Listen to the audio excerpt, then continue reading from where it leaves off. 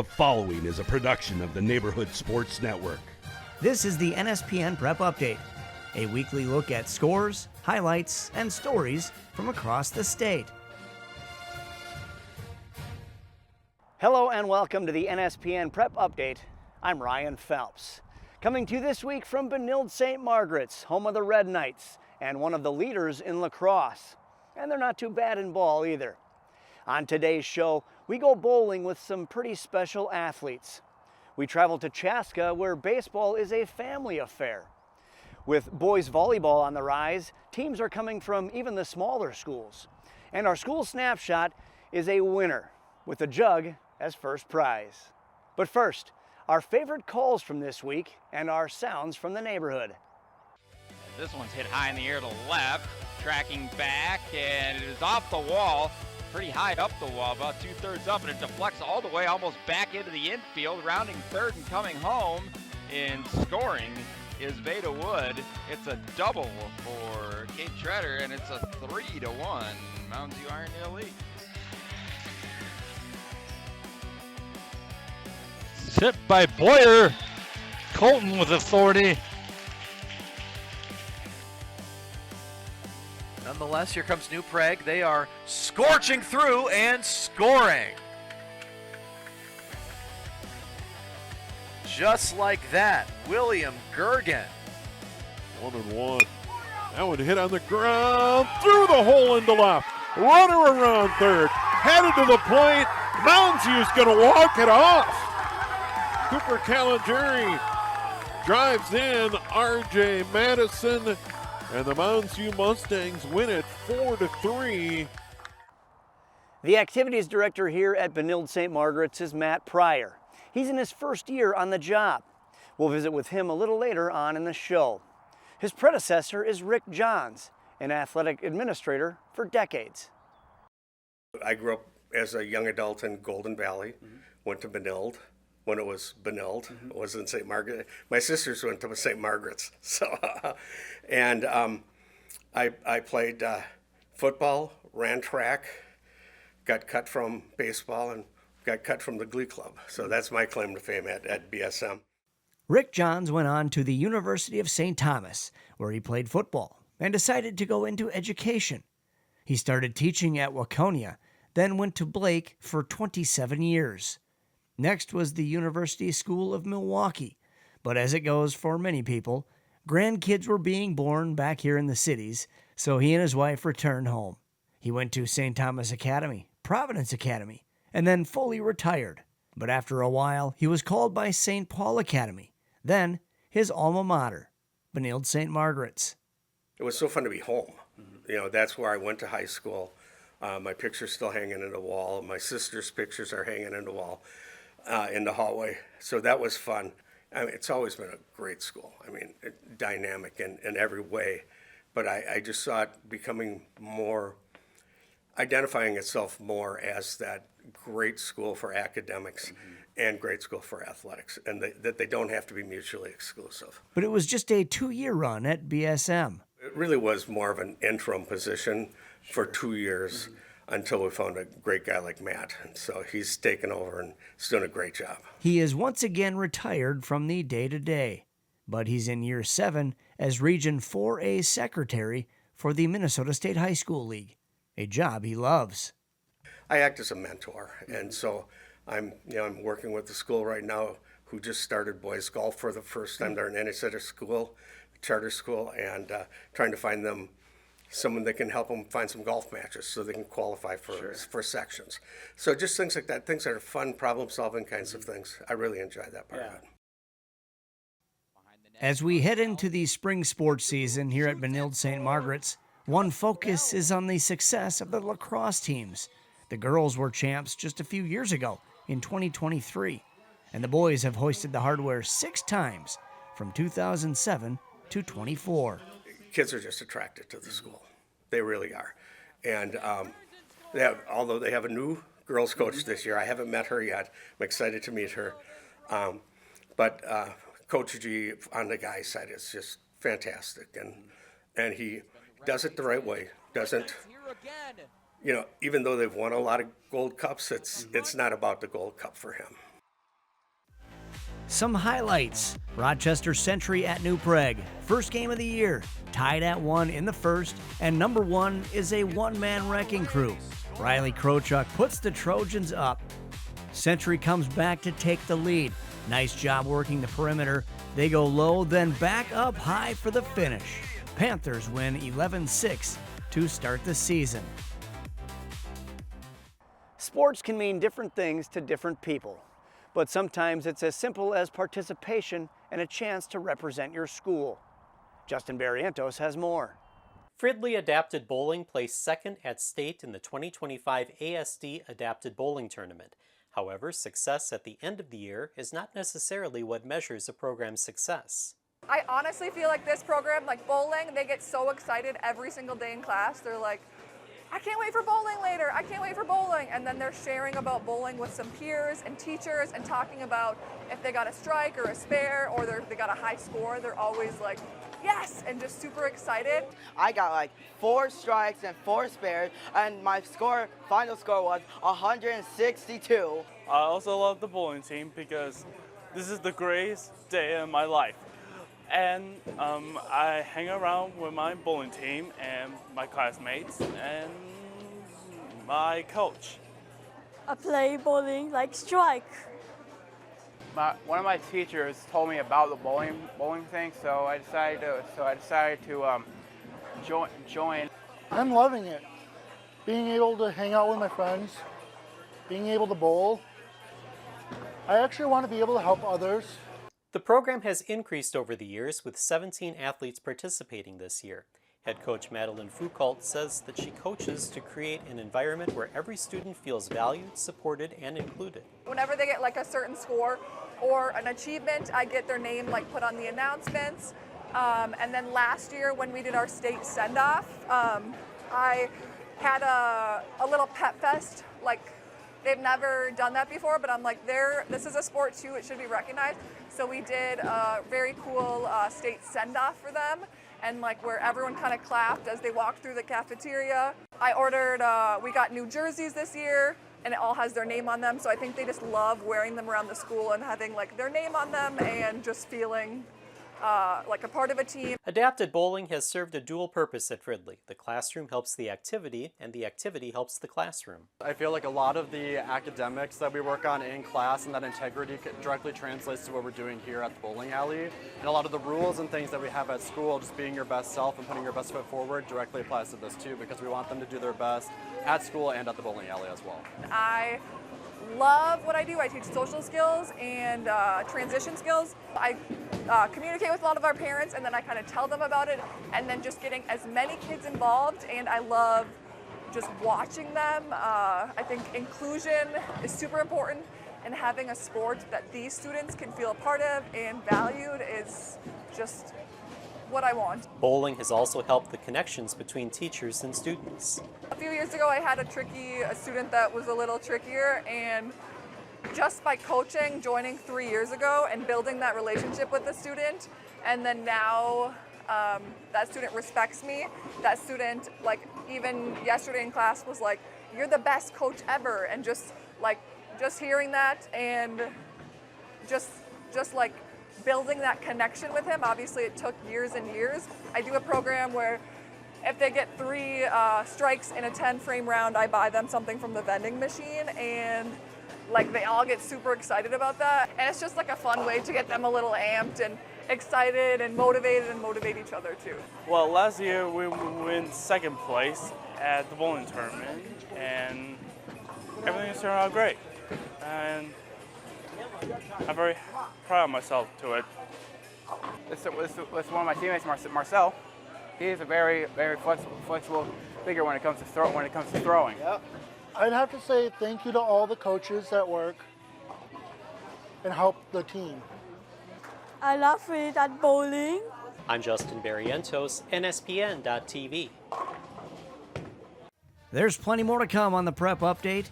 We take you to Chaska, where in baseball, it's family first. And there's a new crew coming to boys volleyball. Small team, small town, big heart. But first, it's trivia time. How many Minnesotans played NCAA Division I basketball this season? the answer, and highlights from a national champion when we return. New journey. Division 3 straight to Division 1. New energy. Same standard. The Tommies have climbed to the peak of the summit. And your Pioneer Football League champions wear purple and gray. No limits. Welcome to St. Thomas Athletics. Built live. Built on passion. Built by the team behind the game. Out to the corner for three! The Irish are rolling! They take their first lead of the game! NSPN, the Neighborhood Sports Network. Be a part of our crew as a broadcaster or camera operator. Email jobs@nspn.tv to inquire about employment opportunities. Your trivia question was, how many Minnesotans played Division I college basketball this season? The answer is approximately 200 men and women who played their high school ball here in the North Star State were on Division I basketball rosters this year, including more than 50 at high major schools. One of them is now a national champion. Welcome back to the NSPN Prep Update, coming to you this week from Benilde-St. Margaret's. That national champion is Will Cheddar. He was Minnesota's leading scorer in 2020, his junior year, when he started getting some attention from some big-time schools, including Michigan. Minneota, end out college like this, it's kind of a dream come true, or it is a dream come true. It's not kind of a dream come true. Just pumped up. Cheddar from Stewartville, Minnesota, capped off his final season with the Wolverines, winning the NCAA men's basketball title, defeating UConn 69-63. The current head coach of the Stewartville program said Cheddar is now headed to Australia to play basketball. He called him a generational talent who could do it all on the court, but remembers the moments off the court. We moved to town, my wife and I, and Will was there helping us move in, right? So he's just that type of guy, and the type of person he is helps create the type of player he is. The guy would skip school dances to go shoot. The guy would be outside shooting all summer between feeding the calves, milking them, or whatever he might do, right? And then he'd always be in the gym. He'd always find time to be in there at 6 a.m. You don't find kids with the type of loyalty that he has. And, it was a very special and surreal moment for him to ultimately win the national championship. And that was just a testament to him on staying the course and accepting his role. I think that was the biggest thing that a lot of people don't realize is this is a kid that was the best player the second best player in Minnesota, right? And he goes to Michigan and he had to adapt and be different, right? He wasn't the scorer. He wasn't the rebounder. He came off the bench. His role was the energy guy. He accepted his role and it paid dividends for him in the long run. More of our born and bred will hoist the hardware as 21 Minnesotans played in the Frozen Four this weekend. 7 for Wisconsin, 6 with North Dakota, 5 with Denver, and 3 play for Michigan. Maple Grove leads the way with 6 of those 21. By the way, the state behind Minnesota is Michigan, with just 9 players on these 4 rosters. Denver won the national championship on Saturday, defeating Wisconsin 2-1. Joined now by Matt Pryor, Activities Director here at Benilde-St. Margaret's. Appreciate you having us out here today. Yes, sir. Thanks for coming out. Yeah, beautiful day here, getting ready for the start of the spring season. Well, we're just underway here in the spring season. Before we get into those sports, let's look back at the winter. You guys had some pretty good success here for the Red Knights. Yes, sir. It was a busy winter season. That's a good problem to have as an athletics director. Girls basketball won their 4th consecutive state title. We had our dance team win a jazz state title, their 3rd in a row, and then we actually had a girls swimmer too win a 500 free state title as well. So that's always a blast. And girls hockey hockey made it to a section championship, couldn't get past Edina, which was disappointing, but 2 inches one way or the other, and we would have had them. It was a busy but really enjoyable winter. Yeah, for sure. And now we quickly flip the script and head into springtime. They kind of layer them, so we've got earlier start times. I know lacrosse, one of your most successful sports in the spring, just got underway. What are you looking forward to here this spring? I mean, as you touched on, the lacrosse program here was a huge draw for me. Incredibly successful, all the way from state titles to kids going on to play at the next level on both our boys and girls program. We got a lot of really talented athletes. We have a brand new girls lacrosse coach this year, and Coach Sydney Soto. She is a former Oregon Duck. We were really, really happy to get her on board and have her leading our girls program. So excited to see what she can accomplish. We also have a new hire, boys baseball program. We got Matt Nelson now leading our boys baseball program. He's built a really, really good staff. We got Corey Koski on staff, Ryan Sleeper, a former Lakeville South star pitcher, former University of North Carolina commit on staff. So really excited to see what our baseball program can accomplish this year as well. We're returning a senior pitcher for our softball program, which should make the program pretty competitive, trying to make it back to state this year as well. Cool. Corey Koski, now a town ball legend here in Minnesota. We had a chance to cover his Loretta Larks during the town ball state tournament, so that'll be fun to see him out there. Very fun. Well, anytime you can have a guy with that level of experience on staff, the kids are just going to reap the benefits of that. So you talk about new hires. You're a new hire yourself, first year in the job. Tell us a little bit about kind of the transition to becoming the activities director here at Benilde-St. Margaret's. Yeah, Benilde checked all the boxes as to what I was looking for in the next step of my career. Fantastic academics, a faith-based institution, and frankly, competitive athletics. I am too competitive of a person to be at an institution that's okay losing in a section quarterfinal. I am not a win-at-all-costs sort of athletics and activities director, but I'm very process-oriented. So long as the process is good, the process is in place, I can be okay with whatever that product is, so long as that process is in place. But Benilde-St. Margaret's takes pride in its athletics, and that was exactly the type of community I wanted to be in. And tell us just kind of your stops along the way to get here. Yes, sir. Prior to this, I was a teacher and the girls basketball coach at Minneota Academy. Did that for a number of years. Was fortunate enough to win a state championship in 2019. For sure. Got to coach a lot of really talented girls going through there. Actually got to coach my sister there too, which created a very interesting dynamic there. Yeah. And then just before this role, I was the assistant athletic director at St. Thomas Academy. Cool. Very good. Well, congratulations on all the success. Best of luck here as you continue your career here at Benilde-St. Margaret's. And it's a beautiful campus. Happy to be here with you guys. Thank you. We appreciate you coming out. I'm excited to be here. Go Red Knights. All right, let's take a look at some highlights here. We've got some softball. New Prague in town to face the Red Knights in the Metro West. Scoreless bottom one. Cecilia Hansen lifts one down the right field line, just fair.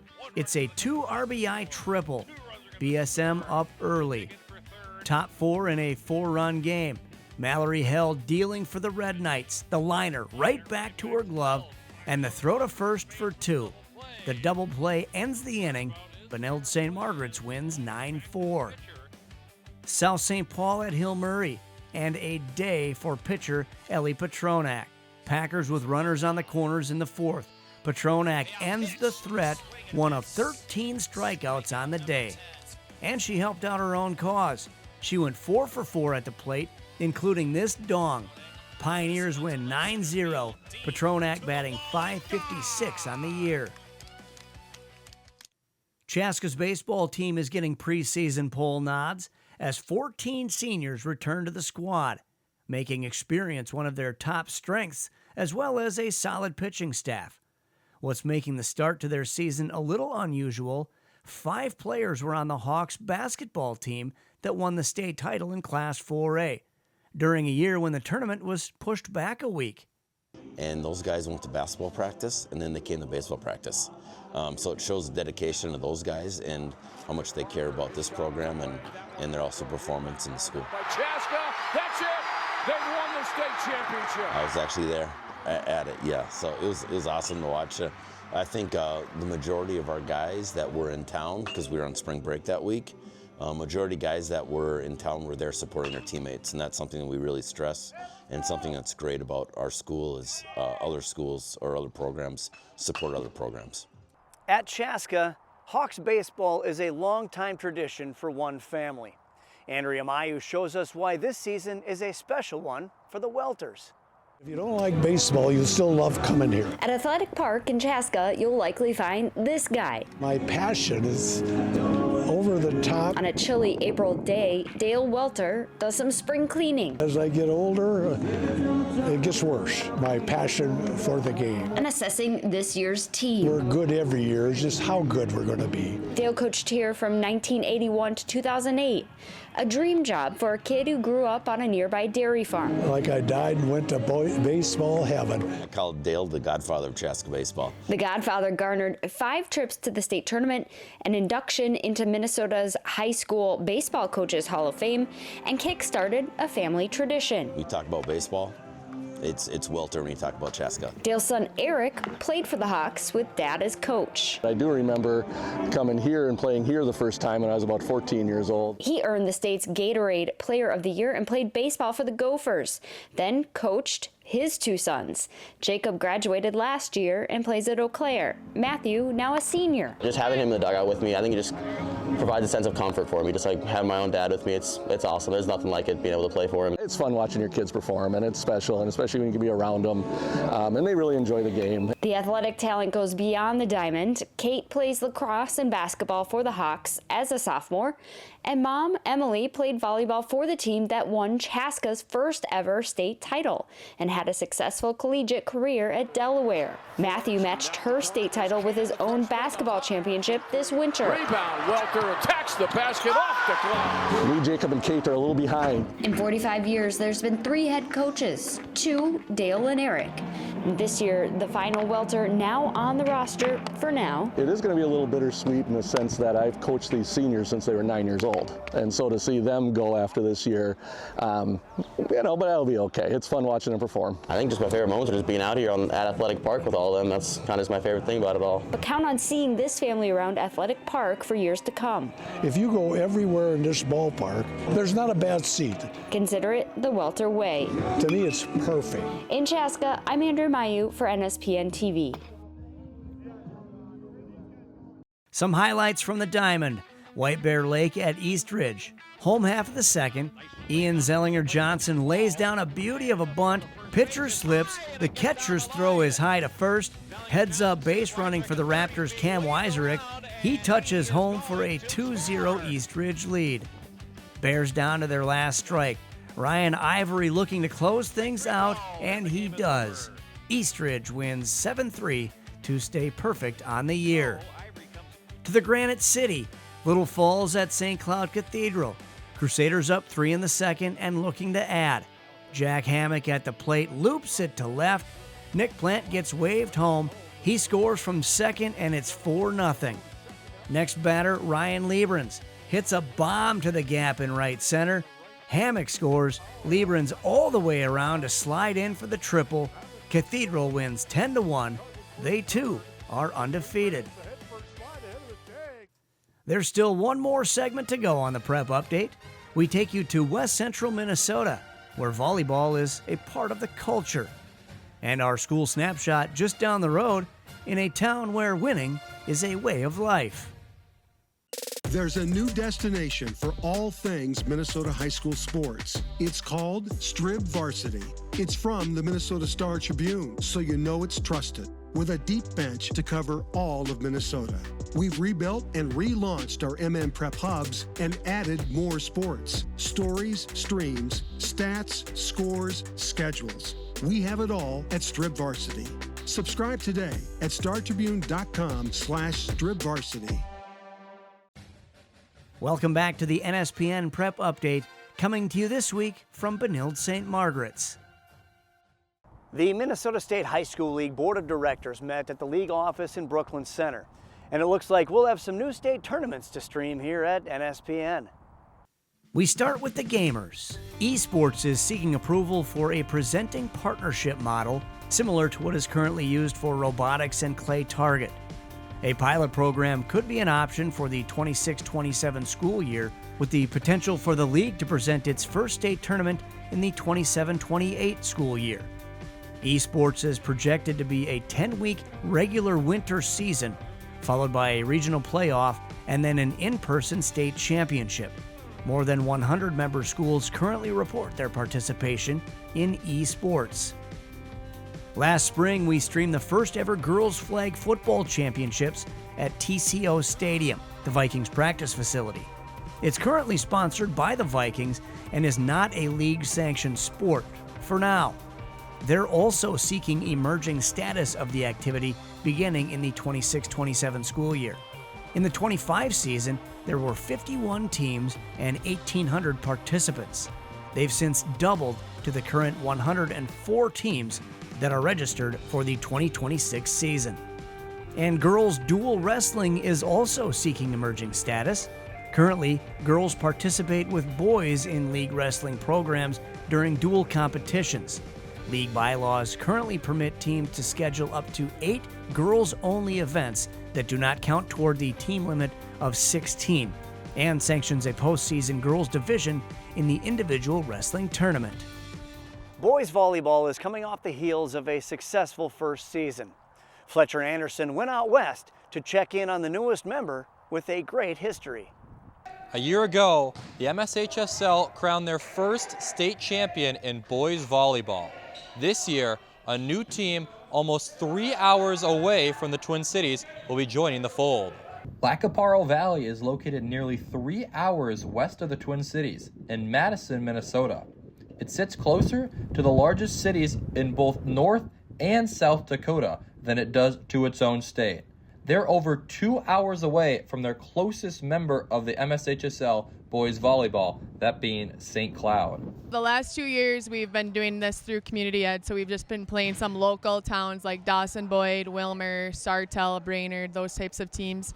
Despite the isolation, they made the jump from community ed to the MSHSL, and it couldn't have been done without the usual community support surrounding them. When we went to Burnsville, we probably had 20-25 people come down to Burnsville and cheer us on. They've been talking about how good these boys are, for years, and when we finally heard that boys volleyball was a sport, we were like, we got to get them involved in this. The area houses over a 46% Micronesian population, and volleyball is woven into the fabric of their culture from a very young age. They're on a small island, they don't have other sports to do, but they have a net and a ball, so that's what they all play. Sometimes we have them and their families come in, we leave the nets up here, and they'll come in and they'll be playing till almost midnight. It helped power them to an undefeated season last year. That was only in 17U though. They will look to continue their success with both lofty and specific off-the-court goals as they make the jump up to the MSHSL. We're excited to play someone that's going to be probably a little bit better, and maybe even excited to lose because we haven't lost, in 2.5 years. The disadvantages we have is the height, since other schools actually have more height than us, but you know what they say, pride over height. They'll have to do it with a David versus Goliath school battle in terms of enrollment compared to those in their section, being on long bus rides to tournaments and away games. But they are equipped and ready for their first year in the MSHSL to be as memorable as any. I got creative this year, reached out to Brainerd, and then reached out to Battle Lake, which on Google Maps is halfway in between Brainerd and us. So we're playing a neutral site game there. Then we're playing St. Cloud and Wilmer at a neutral site as well. We got 50 kids a grade, they got whatever. And you only get 6 on the court, so let's see what happens. From Lacaparo Valley, I'm Fletcher Anderson. Boys volleyball highlights. We're back at BSM. Red Knights hosting Prior Lake. First set, long volley. After getting denied on his first attempt, Derek Bush gets the kill. Benilde-St. Margaret's takes set 1. The Lakers storm back, up 2-1, and looking to close it out. Big Braden Kellen does just that. 25-18 in set 4. Prior Lake wins 3-1. Hope Academy at Woodbury. As the hometown Royals try to close out the first, nice volley with a big swing by Keaton Stoll, kept alive, only to be rejected at the net. Woodbury up 1-0. Match point now, Royals working it around, this time to Jacob Tao for the finish. Close sets all the way, but Woodbury wins 3-0. The spring sports season is a funny one. We're just getting started, yet we're already just a month away from the first state tournaments. So enjoy the regular season while it lasts. Great games all week here on NSPN.TV, starting with baseball on Monday. White Bear Lake with the 4th-ranked junior Jackson Kolb taking on Woodbury. On Tuesday, girls lacrosse, 2 favorites, Blake versus Benilde-St. Margaret's. On Wednesday, we hit some softball, Hill Murray taking on Cretin-Durham Hall. Thursday, boys volleyball, White Bear Lake battles Eastridge. And on Friday, more softball, Forest Lake at Park. It's time for our school snapshot. That's when we get to know the towns, schools, and communities outside the playing field. Today we head back to West Central Minnesota and a town of champions.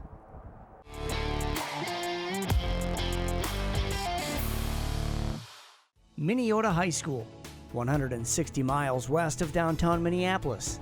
You may know them for their dominance in sports. Basketball, volleyball, football. The state championships are aplenty. But their grades are also great, and there's a focus on the arts. But the support from the town is spread around the entire school, so says Principal Heather Anderson. Well, when you come into town, you're home. And if you're coming in, you're going to eat at City Hall or you're going to go to the grocery store, everybody's going to welcome you. Whoever you are, you come in, smile, wave. It feels like a Cheers kind of atmosphere a lot of times.